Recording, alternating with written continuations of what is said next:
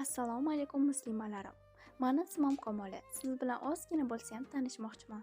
Bismillah niyatib, Alloh izni bilan o'z soham bo'yicha ish boshladim. Tikuvchilik bu soha men yoshligimdan qonimga singgan kasb ekan. Lekin men o'z yo'nalishimni topgunimcha o'zim har xil sohalarda sinab ko'rdim.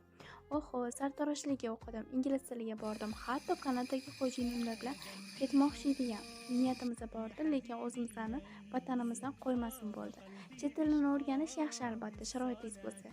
Keyin lashmekerlikka bordim. Bu sohada o'qib shuni tushunib yetdimki, juda katta xato qilgan ekanman. Chunki u ham meni soham emas edi. Xullas, u qildim, bu qildim, baribir o'zim bilgan sohamga qaytdim. Odam baribir bir sohada o'zini ko'rsa, o'sha sohasiga mehr berib mutaxassisi bo'lsin ekan. O'shanda inshaalloh baraka bo'ladi.